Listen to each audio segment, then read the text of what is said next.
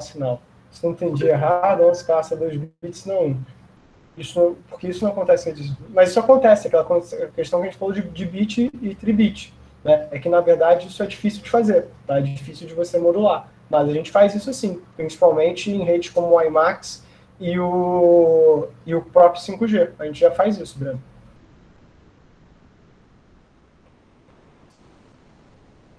Aqui em cabo de rede já funciona e luz é difícil de fazer com tribit. Tá? Então, hoje, pessoal, o que a gente vai ver são os conceitos fundamentais de rede sem fio. Eles não servem particularmente a uma rede sem fio, mas a todas as redes sem fio. São conceitos que são fundamentais e que são importantes para a gente trabalhar com IoT, tá bom?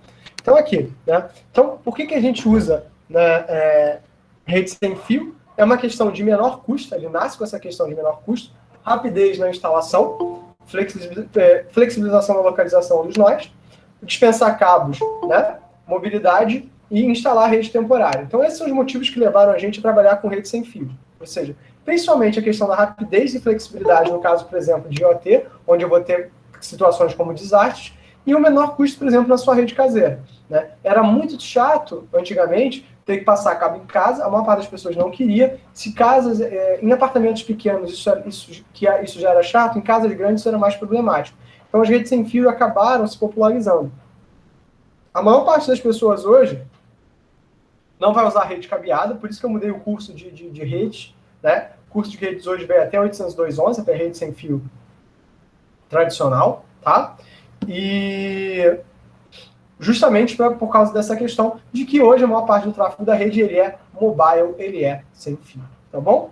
Tá? Então, e isso é um pouco estranho, né? Porque em 2008, quando o Steve Jobs lançou o MacBook Air, né? O Steve Jobs era muito bom de fazer umas apresentações que eram muito emblemáticas, né? E o MacBook Air ele faz uma apresentação puxando o MacBook Air de um envelope de papel. E os notebooks eles eram muito trogloditas há uns anos atrás. Eram todos muito grandes, com telas muito grandes e muito pesados, né? O primeiro computador que eu adquiri com o meu próprio dinheiro, ele foi um notebook da Toshiba, que eu tive até bem pouco tempo, ele quebrou recentemente, que ele tinha 15,6 polegadas e pesava 3,5 kg. Então, cara, isso era um negócio meio puxado, né, de vida. E o MacBook Air, ele vem ditando o padrão desde então. Mas o que era muito diferente, foi alvo de críticas no MacBook Air, na época, é que o MacBook Air ele não tinha uma placa de rede cabeada. E isso, na prática, gerou muito problema na época para a Apple, das pessoas criticando, mas antes se provou, no final, realmente um acerto, né? Onde as redes sem fio realmente se popularizaram e o MacBook Air, até hoje, é o notebook mais vendido, né, da história, a linha MacBook Air. Né? Então vamos seguir em frente. Então o histórico das redes sem fio, né? A gente vai ter 1870 com Graham Bell inventando o telefone, o Hertz transmite energia pelo ar pela primeira vez em 88, Marconi vai demonstrar as comunicações sem fio. É claro que esses 3 casos aqui existe discussão histórica sobre ele, eu não estou aqui para isso aqui é o nosso feijão com arroz. O Fessenden transmite voz e música pelo ar em 1905, né? E em 1928 as primeiras transmissões de broadcast são feitas, a gente está falando do rádio. Né? E o rádio, ele é um diferenciador. Né? O rádio, ele mostra que você pode educar as pessoas à distância. Faz com que figuras públicas que são consideradas quase lendárias, como, por exemplo, um chefe de Estado, um chefe religioso, ele passa a ter uma voz, uma personificação. Tá? Então, o rádio, ele muda como a gente imagina a humanidade. Tá? E a gente continua evoluindo, né? A primeira conexão móvel com telefonia fixa é feita em 46. 47 é inventado o celular, tá? A tecnologia que a gente usa, o GSM, sai em 87, um ano depois de eu nascer, né? E em 97 é publicado o primeiro draft do padrão 802.11, que é publicado oficialmente em 1999. 802.11 é como é o nome oficial do Wi-Fi da rede sem fio, tá? Então, em 99, junto com 802.11, surge o 802.15, que é o Bluetooth.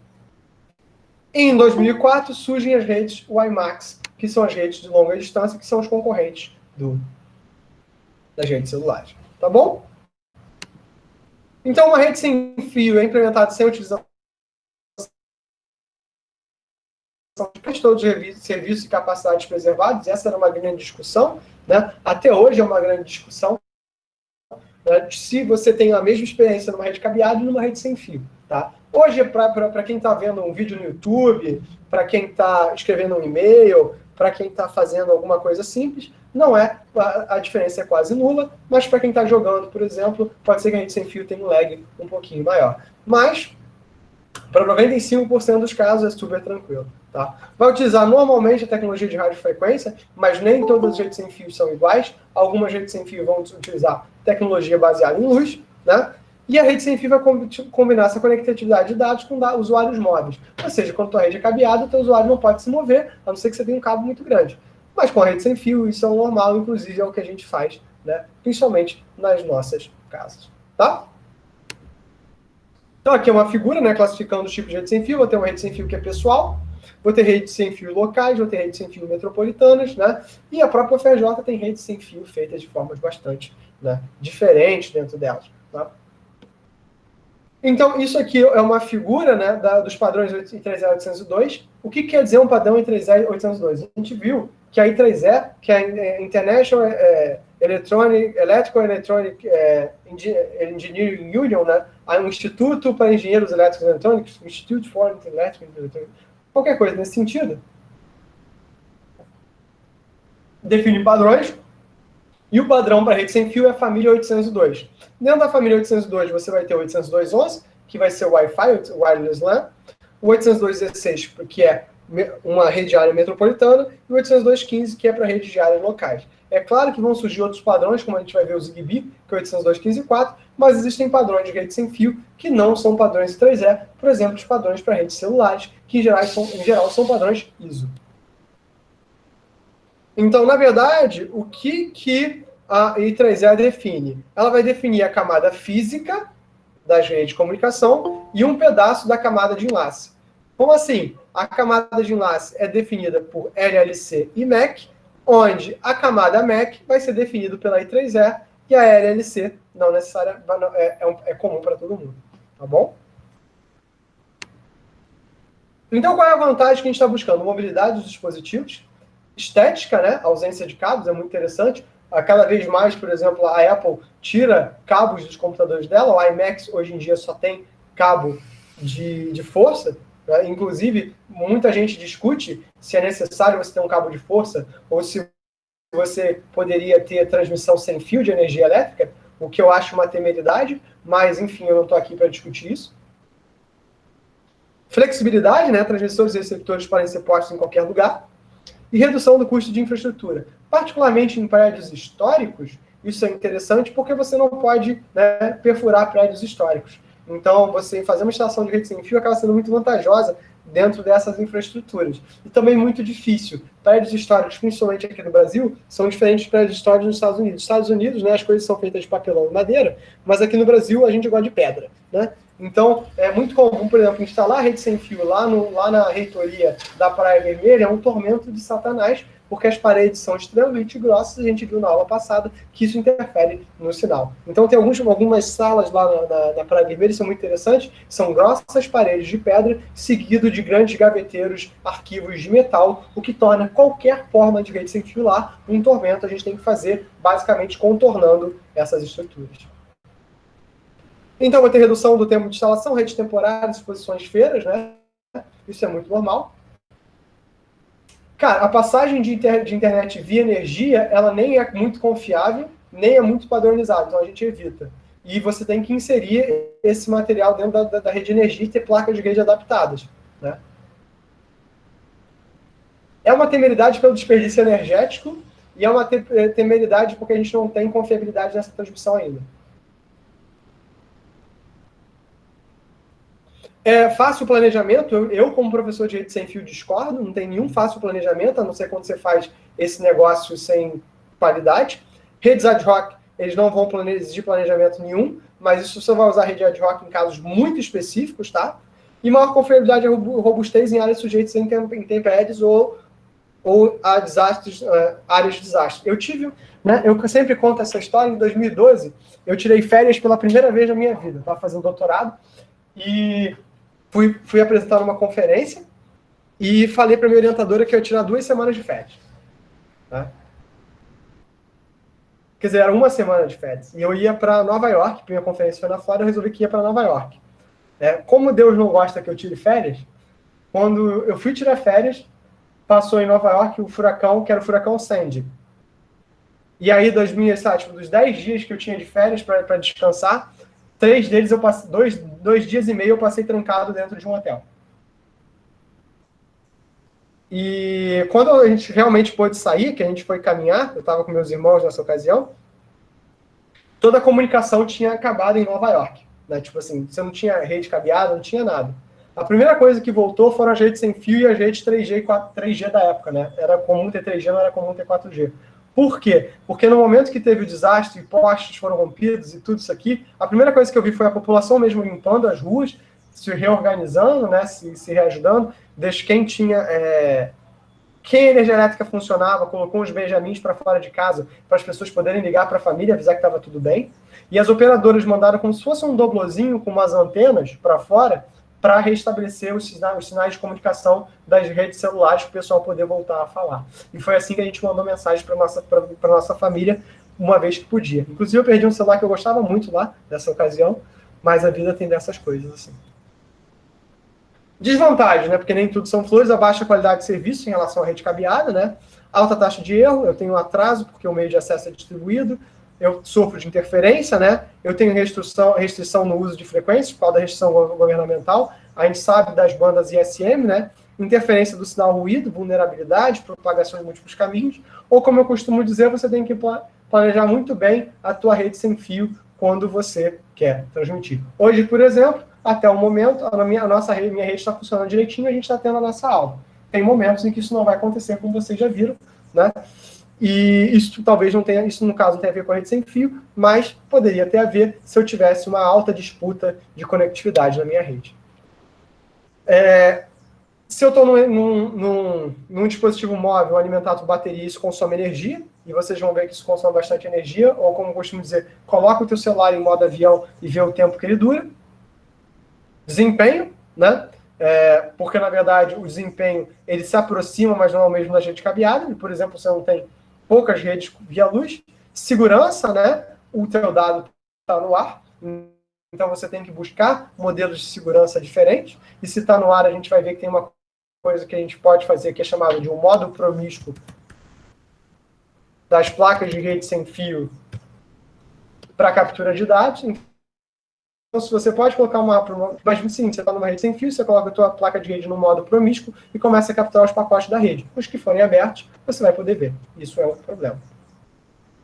Aspectos ligados à instalação, como cobertura de teste de propagação, e riscos à saúde.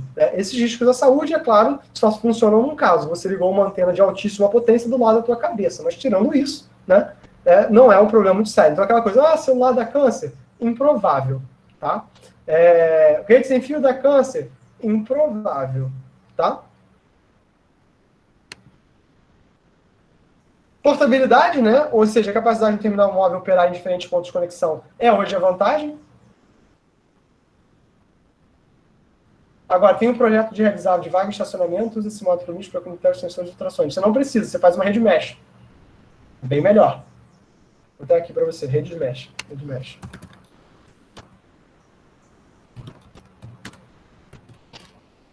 Ou se você quiser usar um protocolo que a gente vai ver, que é o 802.15.4,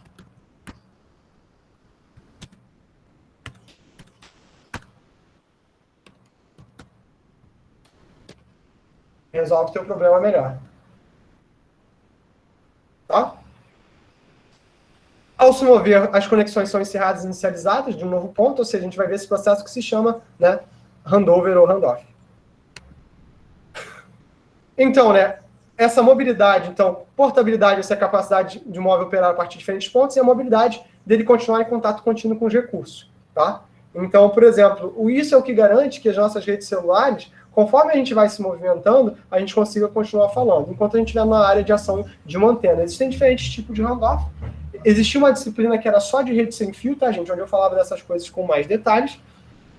Mas eu já não dou ela há algum tempo. Vai fazer uns 2 ou 3 períodos que eu não dou rede sem fio, porque falta tempo. Eu tenho que escolher entre IoT, rede sem fio e segurança. Acaba que eu corro sempre a IoT e segurança. Né? Então, aqui estão dispositivos móveis, né? Ou seja, a nossa questão de dispositivos móveis existe há bastante tempo. Né? Ou seja, tablets existem muito antes do iPad. Os próprios Palm Tops, eles eram proto-tablets, né? Os Palm Tops eles tinham muito mais a ver com os celulares como eles são hoje em dia do que os próprios celulares de antigamente. Notebooks, controladores caseiros, né? Então, isso não, nada disso é novidade dentro dos nossos dispositivos. Então, né, os computadores, os desktops em geral, eles vão ser fixos e com acesso cabeado, né? Já os nossos notebooks vão ser móveis e sem fio, né? O computador sem fio a gente hoje em dia tem, mas dificilmente em casa, se você está em casa, você vai querer um computador sem fio, a não ser que você esteja longe do ponto de distribuição, tá?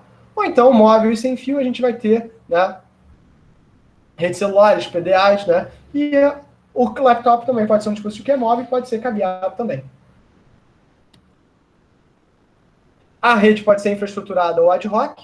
Infraestruturada é o tradicional que a gente tem, tá, gente? Infraestruturada vai ser as redes que vão se comunicar por uma base station, né? Ou estação base, né? Como, por exemplo, redes celulares, a estação base vai ser a antena. Numa rede 802.11, a estação base vai ser o seu AP Access Point. Né? O projeto é mais simples, porque você, na verdade, a tua grande preocupação vai ser com o Access Point, né? No teu ponto de colisão. E eu vou ter diferentes protocolos de acesso ao meio, com ou sem colisão, e a gente vai ver mais sobre isso. Tem alguma perda de flexibilidade, não são adequados, por exemplo, para catástrofe, porque uma vez que você perdeu a estação base, você tem um problema. Então, lá no caso do furacão Sandy, quando os caras vieram com esses robôs que eram as antenas, o que eles estavam fazendo é restabelecendo essas estações base para que os celulares pudessem se comunicar. Tá bom? E já as redes ad hoc, elas vão ser redes que vão se comunicar, que os dispositivos se comunicam entre si, indicados em casos onde eu tenho possibilidade de instalação de redes fixas, no caso catástrofes, ou casos em que eu vou ter um crescimento muito grande, né, do número de inquilinos na minha rede. Por exemplo, a rede do alojamento da UF é uma rede que foi projetada pela galera lá da UF de rede, né, que é uma rede que tem um nome muito interessante, que é a rede do Remesh, né? Vou botar aqui no chat. Que é uma rede de alojamento que é o seguinte, eu não sei quantos alunos eu vou ter no alojamento ao certo, então eu vou criar uma rede, né, de ad hoc para que os alunos possam se comunicar.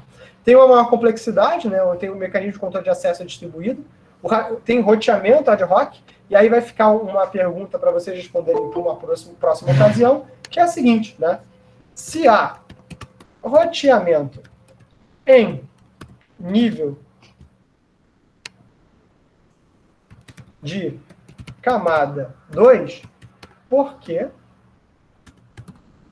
existe camada 3. Essa pergunta eu não vou responder hoje, fica para vocês pensarem e pesquisarem, e é uma das grandes motivadores de internet das coisas. Comunicação entre estações é possível se elas estão no alcance um do outro, ou então quando uma estação faz papel de roteador, e exemplo disso é o próprio 802.11 e a própria rede Bluetooth. Você pode ter roteamento dessas redes. Então, quais são as vantagens de redes infraestruturadas? Banda, você consegue ter maior controle de banda de qualidade de serviço em redes infraestruturadas, baixa quantidade de erros, tanto que a gente consegue utilizar em casa, localização e roteamento. Já nas redes ad hoc, eu tenho a vantagem de eu ter uma rápida instalação, uma alta taxa de tolerância a falhas, e eu consigo, né, redundâncias em conectividade. Então, quando eu estiver falando em rede sem fio, em geral eu estou falando até a camada de rede, tá? Tradicionalmente na camada de enlace, mas eu vou falar sobre camada de rede aqui no curso também. Tá?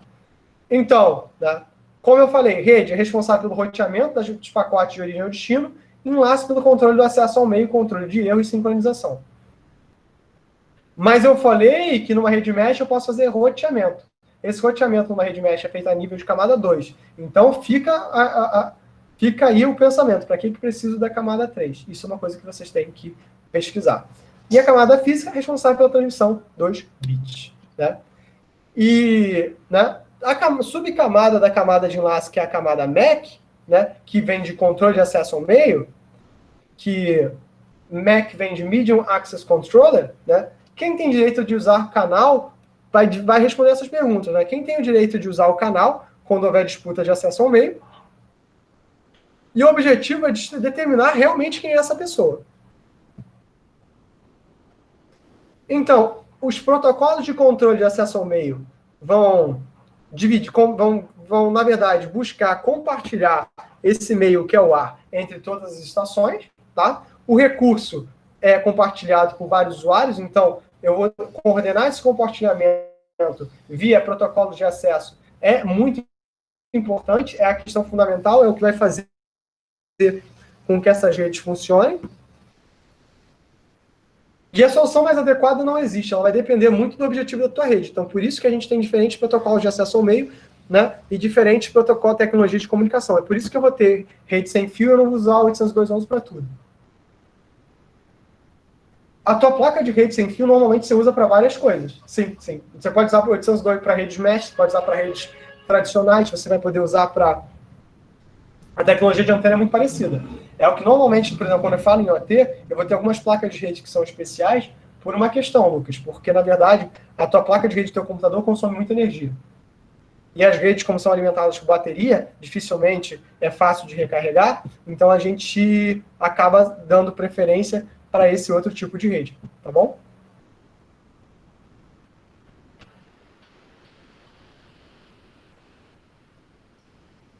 Nesse sentido de rede mesh, que tinha um projeto de estabelecer rede mesh em protesto, tem aquele problema claro de segurança. Existe durante os protestos de Hong Kong, acho que se não me engano foi 2014 ou 2015, a galera, como é que é feito protesto lá na China? Protesto na China é uma coisa meio engraçada, né? Eles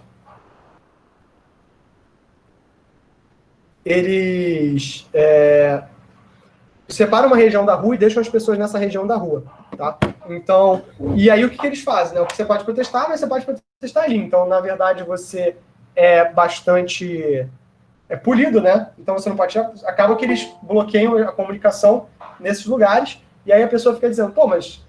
Então, o caso, na verdade, é uma passeata, né? Não é nenhum protesto. O cara fica ali quietinho, ele tá ali num carnaval de rua, né? Uma micareta, não é um protesto.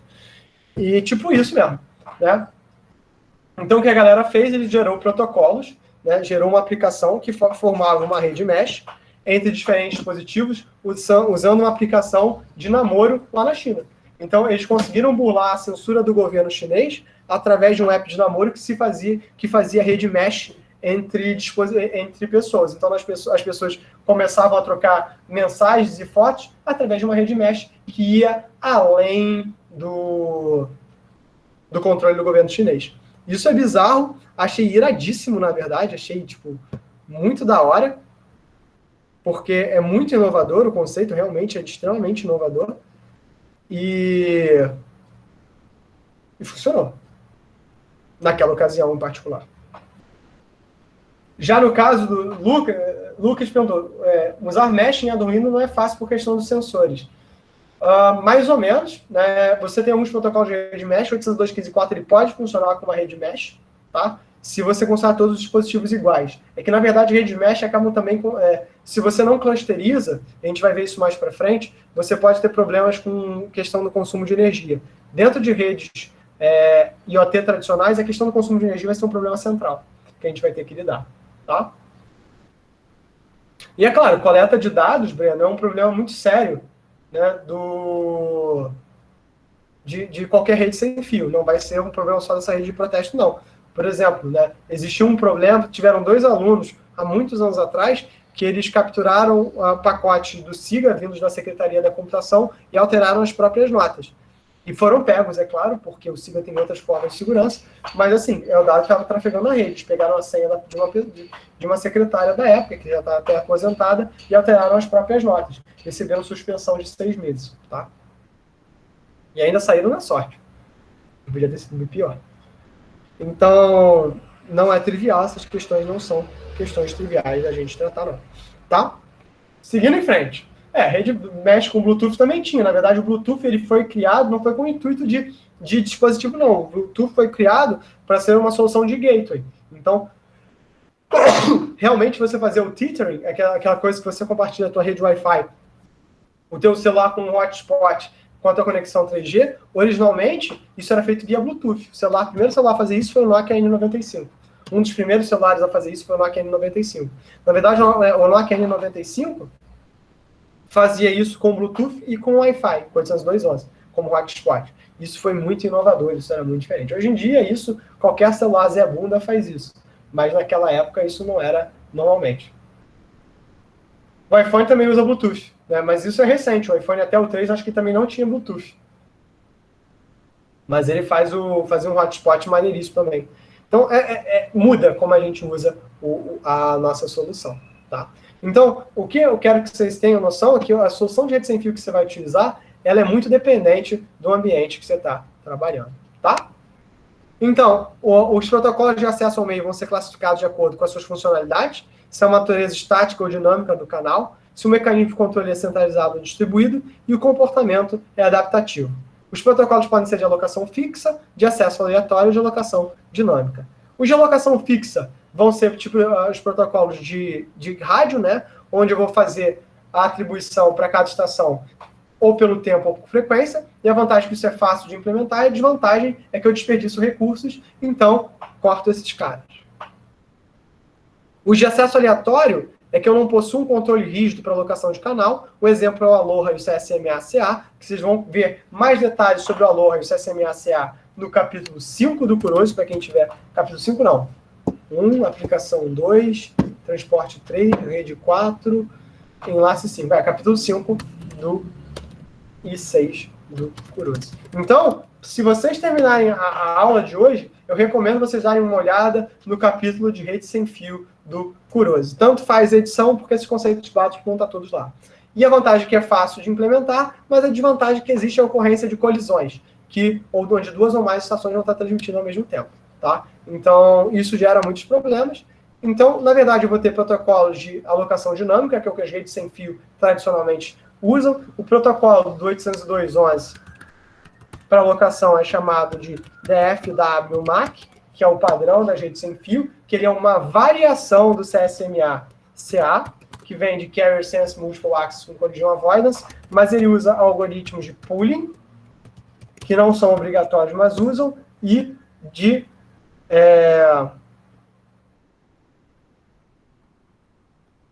Como é que é o nome?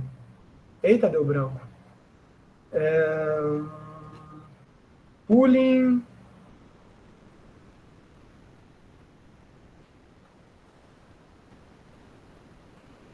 E um pacote de tentativa que me esqueceu a sigla, mas eu vou lembrar. Pacote de tentativa. Eu vou lembrar isso até o final da aula, senão eu trago para vocês. E, na verdade, a ideia é que você não tem hack para qualquer tipo de pacote, você não manda você não simplesmente manda um pacote como no acesso aleatório, você manda um pacote de tentativa antes. Tá? E esse pacote de tentativa tem um nome específico que me deu branco agora. Caraca, diffs, pifs, cifs, defs, dafs. Não é aqui. Enfim, não estou lembrando, tá? Mas eu vou lembrar até o final da aula. Vai ser algum nome muito idiota e eu vou ficar muito chateado comigo mesmo. Então, o processo de alocação dinâmica pode ser implementado via pooling. Né? O que é pooling? É o mestre dizer se você pode ou não transmitir. Né? Ele te dá um token de transmissão. A rede sem fio tradicional que a gente usa em casa é poleada, ou através de reservas explícitas, e a vantagem é que não existem colisões e evita períodos ociosos, mas a desvantagem é que eu tenho uma sobrecarga de controle, eu preciso de mais pacotes de controle. Tá bom? Então, né, a classificação quanto ao custo, né? Nem acesso aleatório, nem a alocação dinâmica deixa o canal ocioso. Eu não tenho colisões na alocação física ou na alocação dinâmica, mas eu tenho uma sobrecarga de operação na alocação dinâmica. Ainda assim, isso é melhor do que usar. Então, tradicionalmente, a gente vai estar utilizando o sinal, redes que são omnidirecionais, com sinais propagando para todas as estações, isso tanto nas redes sem fio, quanto da tua casa, quanto na rede celular. As transmissões podem ocorrer simultaneamente para diferentes destinos, nem todas as estações conseguem receber os sinais, a gente vai ver uns problemas chamados terminal escondido e terminal exposto. E esse problema aqui é caveira. Então, olha só. Terminal escondido. Exposto são caveiras. Importante. Vou cobrar. Então, o que é o problema da estação escondida? Estou vendo aqui a estação B. A estação B, ela vai transmitir para A, vai transmitir para a estação B. C vai verificar o meio, mas ela não escuta A. E C transmite. Ou seja, C vai enxergar B, mas C não enxerga A. Então, quando A vai transmitir, né, se B quiser transmitir ao mesmo tempo, eu vou ter uma colisão. E assim, né, isso não é esperto. Então, isso acontece justamente porque os rádios têm alcances diferentes e você não tem como, né, verificar todo o rádio. Ao longo dos anos, diversas propostas foram feitas para você ter o conhecimento completo da rede onde você está. Só que isso não é factível. Já um outro problema é o problema da estação exposta, onde B vai transmitir para A, C está no alcance de A e de B, mas C quer transmitir para D. Teoricamente, se transmitir para D, não tem problema, porque D não está no alcance de A e de B. Mas como C está no alcance de A e de B, quando B vai transmitir para A, C fica calado para não dar colisão. Então, na verdade, C mais ou menos está deixando o meio ocioso, né, nessa transmissão. Né? Apesar de você não interferir, C não transmite porque ele está exposto a A. Então, na verdade, assim, toda vez que eu estiver na área de alcance de um rádio, só um rádio fala por vez. Isso quer dizer que o nosso meio de rede sem fio é tradicionalmente, dentro de uma mesma faixa de frequência, half duplex. O que quer dizer half duplex? O mesmo meio é utilizado para transmitir e receber, mas eu só faço uma coisa por vez, justamente para não dar colisão. E eu já vou adiantar o seguinte: o problema da estação escondida, até hoje, não tem uma solução implementável boa. Estamos lidando com isso há 30 anos e há 30 anos não tem uma solução razoável para esse problema. Várias propostas foram feitas e todas elas são podres. Então, pensem um pouquinho como resolver. Na aula que vem, eu vou trazer um pouco dessa resolução, tá? Então, o que a gente surge também ao longo das redes sem fio é o que a gente chama de BTMA, Buse-Tone Multiple Access, né? Que é o que a gente usa, por exemplo, em rede de telefonia, né? Onde eu vou ter dois canais com dados, um com dados e outro de controle, né? Dois canais de dados, mas eu vou ter um canal de controle. Eu vou ter uma estação que vai receber dados transmitindo tom de ocupado e pode transmitir se não houver tom de ocupado. E basicamente é através do BTMA que a gente funcionava em redes, nas primeiras formas de dados de redes celulares e no acesso discado.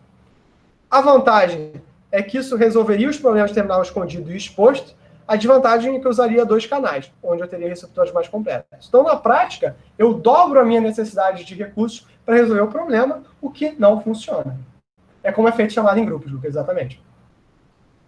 Na prática, né, o que a gente vai ter e o que a gente precisa, né, verificar para resolver o problema como eu falei, terminal escondido, ele não tem uma resposta, mas o terminal exposto ele não tem uma resposta, mas o problema da estação escondida, ele tem uma resposta que, na verdade, é bem simples.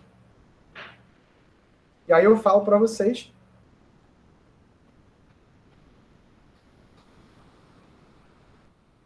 Que você vai usar um pacote chamado de RTS, CTS. Então, como é que a gente soluciona os problemas quando só tem um canal de escolha? Eu crio um pacote chamado RTS. RTS vem de Request to Send. E o CTS é um pacote chamado de Clear to Send. Então, ao invés de eu simplesmente transmitir, eu mando um pacote chamado Request to Send. Esse pacote Request to Send, ele pede a permissão para enviar. Qual é a vantagem do Request to Send? Ele é um pacote pequeno.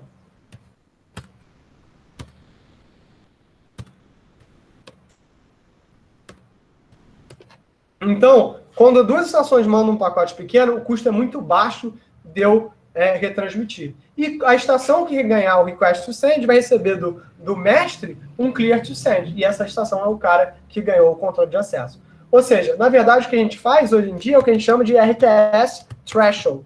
Eu uso um limite de tamanho mínimo para eu poder mandar o meu RTS. Se eu vou mandar um pacote pequeno, eu não mando RTS, eu simplesmente mando um pacote pequeno. Se eu vou mandar um pacote grande, eu tento o RTS para não dar colisão no pacote grande. Então, é através do RTS CTS que eu resolvo o problema da estação escondida, tá? Então, essas são pequenas questões que a gente vai ter que analisar ao longo do tempo. São pequenas questões que a gente tem que trabalhar. Então, isso funciona para todas as redes sem fio, essa questão da estação escondida e da estação exposta. Como vocês podem ver, o RTS e o CTS não exatamente resolvem o problema. Ele diz o seguinte, a minha perda é menor. E isso é interessante do ponto de vista de arquitetura. Tá bom? Então, isso aqui é o feijão com arroz de redes sem fio. Eu vou parar esses slides por aqui e vou mandar para vocês. O que eu quero mostrar agora, que eu acho que é importante que vocês vejam ao longo do curso, para a gente já começar a ter um componente prático, tá?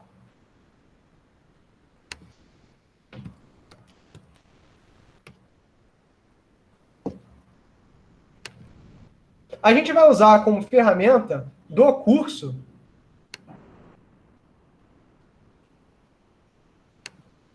essa ferramenta aqui, ó.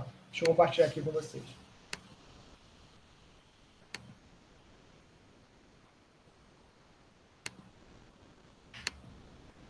O Tinkercad. Vou botar aqui no chat também, www.tinkercad.com.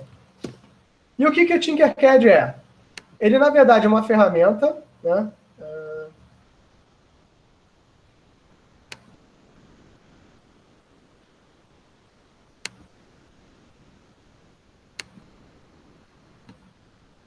De CAD, né? Ou seja, de projeto, né? Online, que a gente vai trabalhar com, né? Por exemplo, circuitos como o Arduino. Então, vou criar aqui um projeto.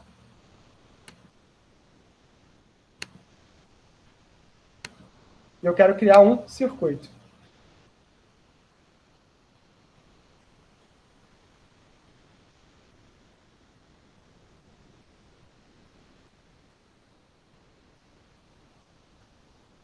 Então, por exemplo, eu posso criar aqui, adicionar um Arduino e adicionar uma protoboard, tá?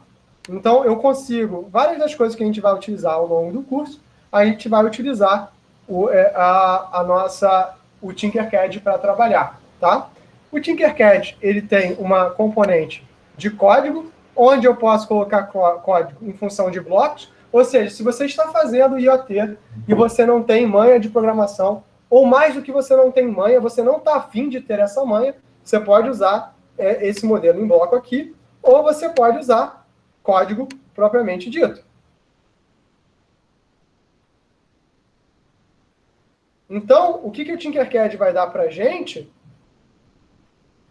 na verdade, um conjunto de ferramentas para a gente poder implementar sem que a gente tenha um sensor propriamente dito. Ou, né, ensine para a gente trabalhar com pinagem digital, tá? A linguagem de programação do Arduino é uma variação do C++, chamado Wiring, tá? A gente vai ter uma aula só sobre Arduino aqui dentro do curso, tá, gente? Mas eu vou indicar para vocês os materiais complementares. E os nossos trabalhos práticos, eles vão ser feitos utilizando Arduino, tá bom? Então, fiquem tranquilos. Calma aí que eu abri alguma coisa aqui. Fiquem tranquilos que a gente vai ter um material sobre isso. Mas eu preciso que vocês, né, se registrem no Tinkercad.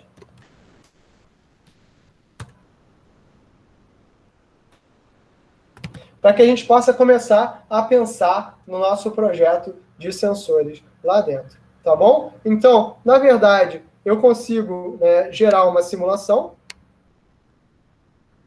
com o Arduino aqui.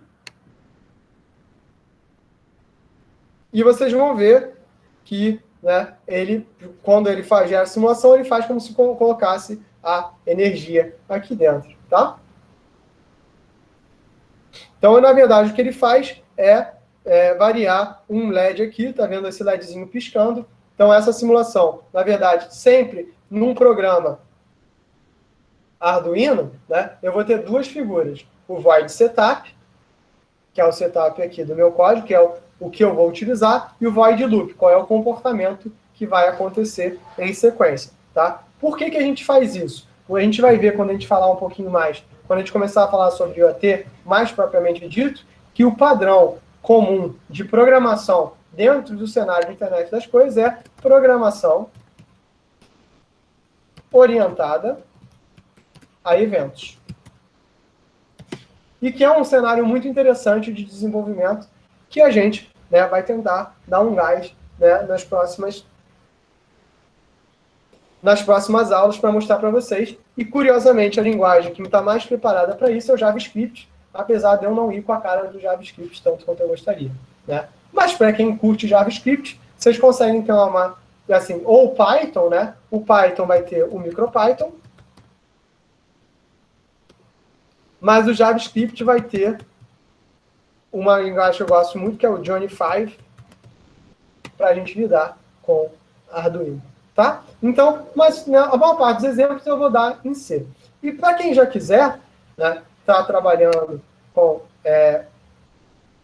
eu vou pedir realmente que vocês façam o login no Tinkercad, justamente para vocês não precisarem comprar sensores, mas uma coisa que eu acho que é interessante, né, é vocês também instalarem a IDE do Arduino, tá? A IDE do Arduino, deixa eu compartilhar aqui a tela com vocês.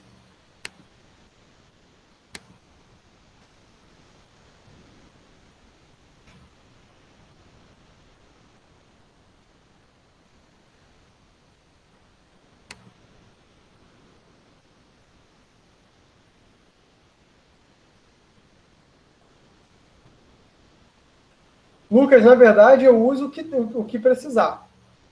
O MicroPython eu tenho adotado muito dentro da sala de aula e no laboratório, porque as pessoas se adaptam melhor. A minha tese de doutorado eu fiz usando C. Eu usei Contic, eu usei um sistema operacional robusto. Mas eu vou mostrar alguns sistemas operacionais para vocês ao longo do curso também, tá?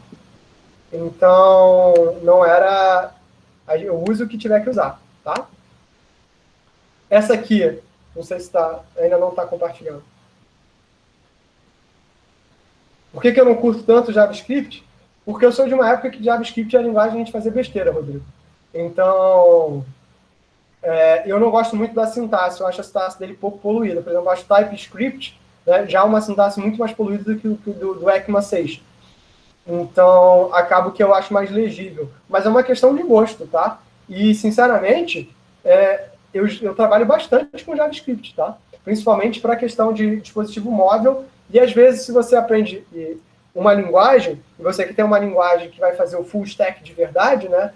O JavaScript é uma ótima coisa. Você usa Node, usa esse Johnny 5 que eu falei, e usa uma questão de dispositivo móvel com uma mesma linguagem de programação. Você consegue coletar dados de sensores, usar ou fazer uma programação mobile com React Native, né? E gerar a tua aplicação, né? Mas, por exemplo, com Python você também vai conseguir. Com MicroPython, com o Kiwi, que é uma bosta em relação ao mobile, e aplicação web. Então, por exemplo, o que eu acho interessante da ideia do Arduino é que, além de ela ser extremamente simples, tá? O que eu gosto da ideia do Arduino é que você tem essa questão aqui dos exemplos. Então, você pode vir aqui em exemplos e pegar um exemplo basic, né? Como, por exemplo, o Blink, abrir, e olha só. Vocês estão vendo o exemplo do Blink aqui? Porque, para mim, abriu uma outra interface. Não sei se ele... não vai abrir porque essa ideia é estúpida. Faz outras coisas, senão vai... E ele te dá um exemplo de Blink pronto para você utilizar, que é justamente o exemplo que estava lá no Tinkercad. Vê se aparece agora. Foi. Beleza. Na verdade, assim, ele abriu uma outra tela da IDE, entendeu? E vocês conseguem aqui. Então é bem simples. Você pode verificar se o código está certo. Vocês podem fazer isso independente de ter uma placa ou não. Então ele buildou a minha Sketch. Sketch é o nome que ele dá ao programa, né? o base, os exemplos, tá aqui, ó, New Examples Basics. E aí tem vários exemplos, até de coisas um pouco mais, né, interessantes. Ô, Misael, isso eu acho que não aparece não, hein? Quando você clica em File. Não aparece? Meu Vai ter que Deus. compartilhar a tela toda, eu acho. Acho que só compartilhar a janela não funciona, não. Jesus amado. Tá, não tem problema não. Vamos lá, deixa eu compartilhar aqui a tela toda.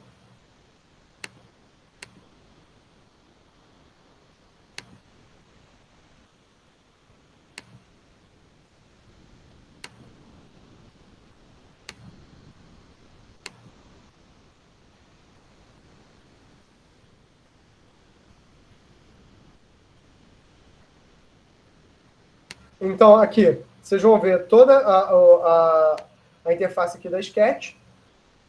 Vou poder vir aqui, New File, né? Exemplos, tem aqui Basics, tem aqui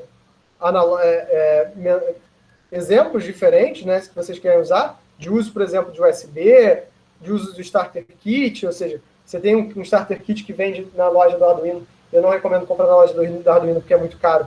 Tem outras lojas mais baratas. Tem aqui, você tem exemplo de uso de EEPROM, de uso de GSM, de uso de Ethernet, de uso de rede sem fio tradicional, né?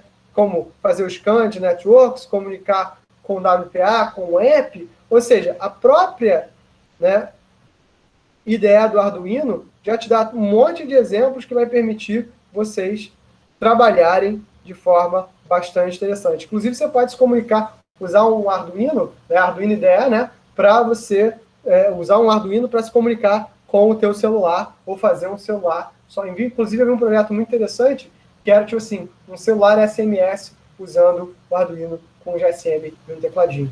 Então, é bem interessante, né? Inclusive, para você coletar dados de Twitter, esse tipo de coisa, tá? Então, o que eu vou recomendar para vocês, né, para quem, tipo, está utilizando, vou fazer o curso. Instala a ideia do Arduino, que a gente vai utilizar ela um bocado, né, porque eu acho que é uma coisa padrão que todo mundo consegue utilizar. Vocês não precisam comprar nada, mas eu acho muito legal quem puder comprar um Arduino, mas quem não puder, isso não é problema, a gente vai usar o Tinkercad, tá? Para montar os exemplos, para fazer os wirings, para vocês entenderem esse tipo de coisa, tá? E vai ter algumas outras coisas que eu vou mostrar alguns outros exemplos, alguns outros modelos de código, algumas outras tecnologias, mas eu devo começar com o Arduino, então eu preciso que vocês instalem isso, né, para as próximas aulas, tá? Na aula que vem eu já vou entrar já em IoT, ok? Na aula que vem eu já vou começar discutindo sobre os conceitos básicos de IoT com vocês, sobre o que é IoT do ponto de vista mais amplo. Então eu vou precisar que vocês também deem esse gás a mais, tá bom? Eu devo colocar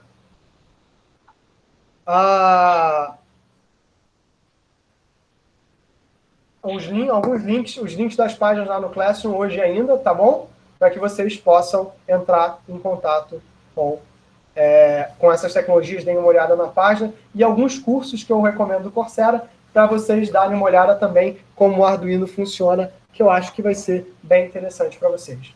Ok? Dúvidas, traumas ou desilusões? Coisas que vocês queiram perguntar? Deixa eu parar de compartilhar aqui. Eu quero perguntar. Pode perguntar. Eu estava pensando em comprar um Arduino para mim, mas eu queria saber de você se você pode me dizer qual seria a diferença, se teria diferença significativa entre o Arduino ou o ESP8266, no caso, para algum projeto de... O ESP8266, ele é uma compra melhor. Por quê? Porque ele já vem com uma placa já vem com uma placa 802.11 integrada no hardware, tá? Então, tipo assim, se você vai comprar só um, entre o ESP8266 e o Arduino, eu compraria o ESP8266. Porque além de você poder programar em wiring com ESP8266 ou ESP32, são da mesma família, você também consegue utilizar MicroPython. Então, são duas vantagens que eu uso. Eu escrevi recentemente um capítulo de livro sobre o ASP 266.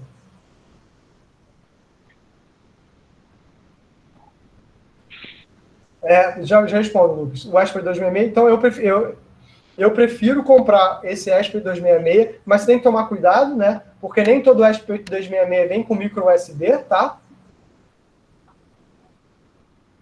Então, assim, eu uso um modelo do ASP 266 e do ASP 32, que é o Node MCU, que inclusive permite programar em Lua. Para quem não sabe, Lua é uma linguagem de programação que foi desenvolvida na PUC, tá? Lucas Gabriel, como faço para executar um evento em tempo, mas não atrapalhar o loop? Exemplo, não deixar que o sleep atrase o programa. Cara, o procedimento dele é sequencial. Se você quer essa execução, você tem que buscar um sistema operacional. Tem um sistema operacional que é o RT-Thread, que é um sistema operacional para Arduino, que vai permitir a execução de threads com Arduino. A gente vai ver alguns sistemas operacionais para IoT, e o RT-Thread é um deles. Até um que eu estou gostando bastante. Tá? Calma aí. Qual o limite de uso do Arduino? Você está falando em termos, Murilo, você está falando em termos de ciclos de memória? Ou você está falando em termos, por exemplo, de tempo de vida? O tempo de vida vai variar. Assim, um Arduino feito pela própria organização do Arduino dura muito. Eu compro muito Arduino que vem da China, do Dual Extreme, por $1. E aí esse aí, às vezes, é quase descartável. Mas depende da tua utilização, né? Então, e também depende de que tipo de rede é utilizado, tá? O Node-RED não é um sistema operacional. O Node-RED, ele é um sistema de programação em fluxo baseado em blocos que geram uma imagem do Arduino, tá? O Node-RED ele tem mais a ver com como você desenvolve. A gente vai ter uma aulinha de Node-RED, tá? Vou pedir para alguém dar essa aula para mim, do que propriamente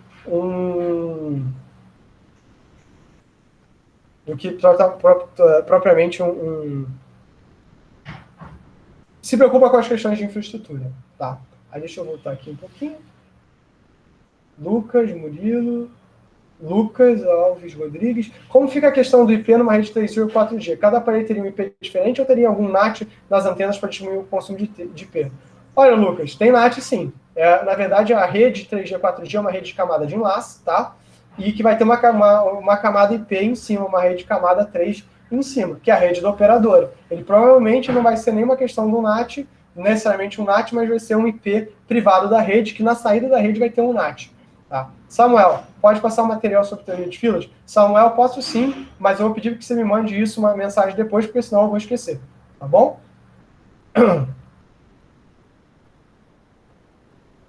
Mais uma coisa, senhores? Dúvidas tal nas desilusões? Coisas que vocês queiram saber? Coisas que eu posso ajudar?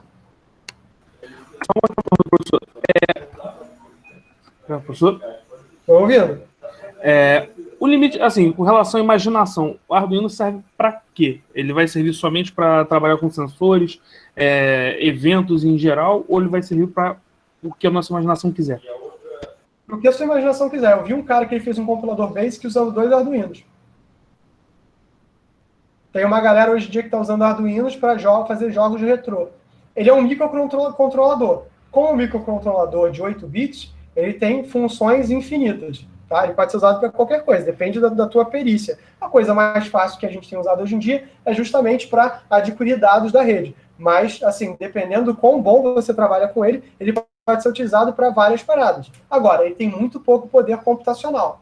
E aí vai variar também do que cada um pode fazer. Mas eu vi um cara que fez um controlador daquele joguinho, né, do dinossauro, do Google, né, usando Arduino e alguns sensores. Então, assim, alguns alunos meus lá do laboratório fizeram aquele joguinho do Pense Bem, né, que você tinha várias cores, não sei mais o nome desse jogo, para poder, né, tipo, entrar para poder com Arduino. Então, assim, varia, você pode fazer para qualquer coisa. Ele é um microcontrolador. Ele é um computador completo. Ele não tem, por exemplo, saída de vídeo, mas nada impede alguém de implementar uma saída de vídeo para ele. Na verdade, ele é bem parecido com alguns computadores que existiam nos anos 70 e 80. Linus, muito obrigado, Breno. Entendi. Entendi, valeu, professor. Nada. Senhores, mais alguma coisa?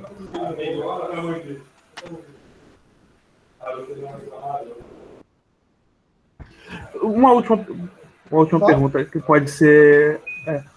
Em relação a, por exemplo, o Arduino e o Raspberry Pi, eles têm alguma diferença? Um é melhor que o outro ou não? Eles são coisas diferentes. O Raspberry Pi é uma placa que a gente chama de SoC, System on a Chip. Ele é um computador completo, que inclusive você pode instalar um sistema operacional chamado Raspbian. O Raspberry OS começou como uma variante do Debian, feita para o Raspberry Pi, mas é um sistema operacional completo, então o Raspberry Pi é um computador que vem num formato de bem pequenininho e que, na verdade, tem sido usado em automação porque ele tem uma boa memória, um bom poder de processamento e é fácil de você levar de um lado para o outro, tá? Então, ele é muito interessante nesse sentido. Tem sido utilizado como, a gente vai ver, como Edge Node, mas ele é um computador completo, de 32 ou 64 bits. Já o Arduino é um microcontrolador, ele não é um computador completo, ele não tem todos os periféricos, né? Não tem todas as questões, até, por exemplo, não tem um armazenamento, a memória dele é volátil, tá? Ele tem só uma memória ROM, ele não teria uma memória como um HD, né?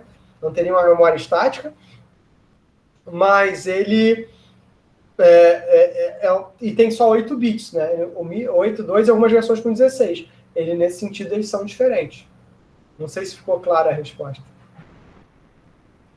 Na verdade, ficou bastante clara. Tá, beleza. Ficou mesmo. Eu, por exemplo, eu já teve situações que eu usei um Raspberry Pi como desktop, tá? Pluguei ele num teclado, um mouse e um monitor e usei ele como desktop. Boa. Eu tenho curiosidade para montar uma coisa, parece até boba, com um pedal de guitarra. Essa é a minha curiosidade. Eu queria saber o que seria melhor para isso. Acho que a Arduino fica melhor. Eu projeto de pedal de guitarra com Arduino. Calma aí, deixa eu mostrar aqui. Eu tenho aqui, acho que um gravado aqui. É que eu, às vezes, pego um projeto interessante.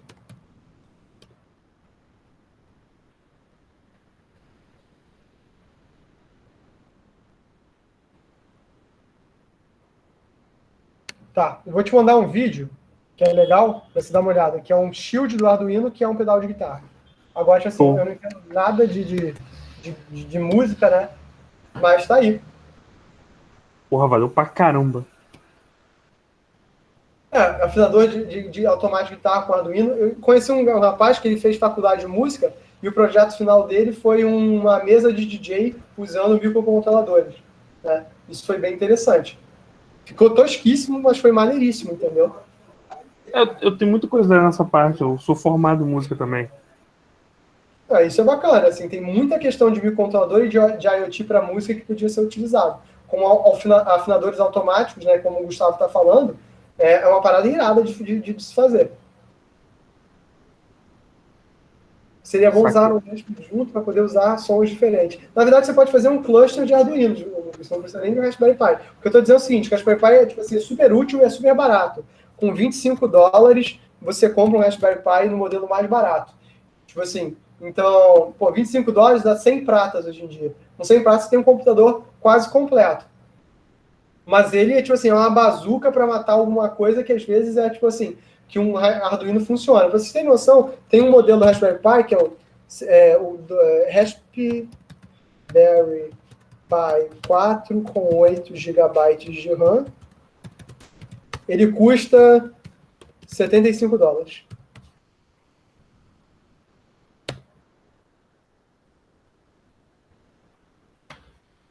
Pronto.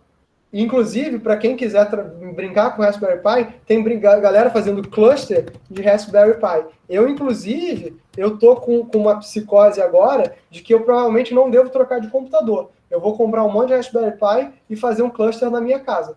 E usar um computador velho para acessar. Porque para navegar a internet faz pouca diferença. E para processar, eu vou jogar para um cluster de Raspberry Pi usando Docker e Kubernetes. Mas isso é conversa para uma outra ocasião. Porque isso aí já é um projeto mais irado. Para que eu vou trocar de computador se ele me atende basicamente, né, para assistir Netflix e para ver vídeo no YouTube, né, e para escrever, mandar e-mail? Então, assim, se eu quiser processamento, eu compro um monte desses negócios, que conforme eu for precisando, eu vou trocando, e essas placas são muito baratas, entendeu? E consomem muito pouca energia. E fora que é muito legal fazer esse tipo de coisa, né? Se você tem esse tempo livre, não que eu tenha esse tempo livre nesse exato momento, mas é muito maneiro de pensar que você pode fazer isso por um preço muito barato. Aqui no Brasil é um pouco caro ainda, tá? Você vai encontrar um Raspberry Pi por R$ 300 tipo assim, num Submarino, numa loja americana da vida, tá? Mas, tipo, R$ 300 ainda, tipo assim, se você compra 2 ou 3, você é mais barato que você comprar, por exemplo, um notebook. E você levar um Raspberry Pi para cima e para baixo, ele é alimentado, por exemplo, pela mesma fonte da fonte de um celular. Então você conseguiria fazer uns setups móveis. Então tem aqui, vou botar outro link aqui, que é o notebook Raspberry Pi, que é uma galera que fez uns notebooks do it yourself com Raspberry Pi. Vou colocar isso aqui também.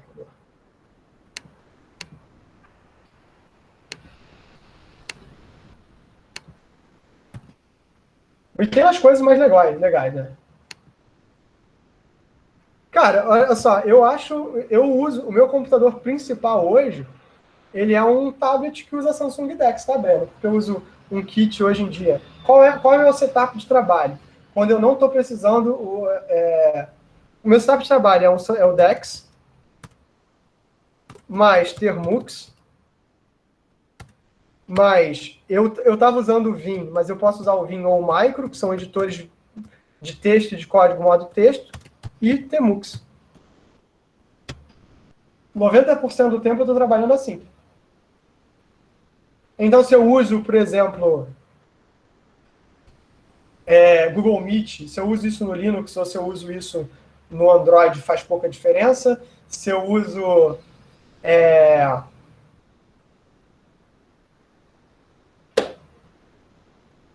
sei lá. É muito simples. E, inclusive, tem umas paradas legais, que é o seguinte, né? Tipo, você usar e ainda tem alguns modelos que são mais baratos do Raspberry Pi, que é o Raspberry Pi 0W, que é uma placa que custa $5. $5. É claro que no Brasil o Raspberry Pi Zero vem por volta de 100 reais, né? Pô, nuvem melhor que cluster de Raspberry Pi ainda. Cara, não sei, é porque, tipo assim, quando eu faço uma nuvem de Raspberry Pi, a nuvem é minha, né? E aí isso para mim faz muita diferença, pessoalmente falando. E aí, se você quiser fazer um sistema de storage na sua casa que é seu, você monta a tua própria nuvem caseira com Raspberry Pi e coloca uns HDs externos, os USBs dos Raspberries, para você poder ter esse tipo de coisa na tua casa. E fora o seguinte, né? O kit tablet mais Raspberry Pi é um kit que é extremamente barato e você consegue, e é bastante móvel, né? E você consegue, tipo assim, às vezes você tem um tablet em casa que está de bobeira, mas você acessa remotamente o Raspberry Pi. Eu vou botar aqui para vocês um outro link, que é o...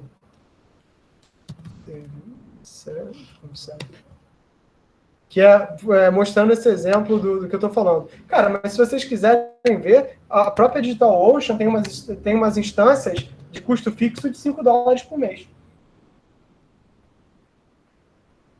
Então, assim, é um approach, entendeu? Se você não quer desenvolver local, hoje em dia é barato desenvolver numa instância remota. Se você quer fazer isso com a tua própria infraestrutura, isso é bem barato de fazer. Ok? AWS Free também.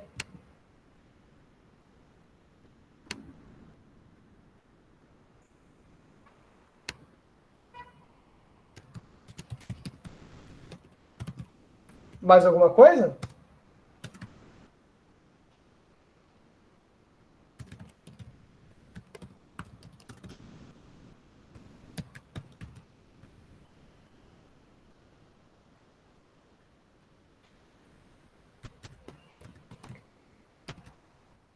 Nada? Então, pessoal, se ninguém tem mais nada, quem quiser conversar, sou sempre disposto a conversar sobre esse assunto, acho muito legal. Podem me mandar dúvidas, podem me mandar ideias, que tanto quanto possível eu vou tentar responder essas questões, tá? Vejo vocês na semana que vem, então, e desejo a todos vocês um ótimo final de semana. Se cuidem, eu vou parar aqui a gravação. Valeu, professor. Obrigado aí.